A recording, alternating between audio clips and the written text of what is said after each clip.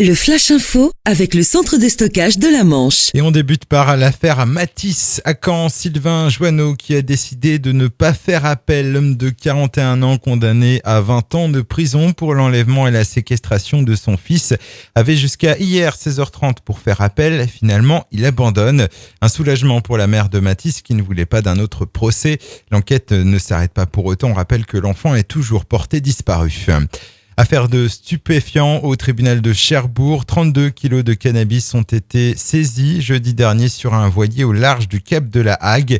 Les deux skippers britanniques présentés hier devant le tribunal de grande instance de Cherbourg ont été condamnés à 2 ans pour acquisition, détention, transport et importation de stupéfiants. Ils ont été incarcérés à l'issue de l'audience. Justice toujours, 3 trentenaires condamnés le 2 juin dans le quartier Charcos-Panel à Cherbourg sur fond d'alcool. Il s'en était pris à un voisin handicapé, lui reprochant d'avoir porté plainte pour tapage nocturne. La victime avait reçu plusieurs coups de poing, de pied et de chaise. Les 3 individus ont écopé de peines de prison ferme allant de 2 mois à 18 mois.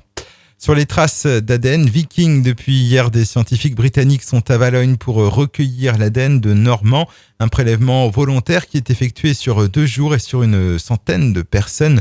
Le but, connaître mieux le patrimoine génétique des Normands et l'influence de l'invasion viking. Les résultats devraient être connus dans 1 an.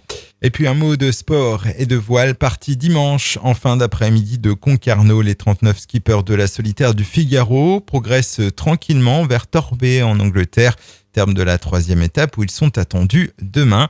Concernant nos 2 skippers manchois engagés au pointage de ce matin, Alexis Loison est 14e, Sophie Faguet 41e. Le Flash Info vous a été présenté par Landra, centre de stockage de la Manche à Digulleville. Pour en savoir plus et visiter notre centre, 0810 120 172, coup d'un appel local.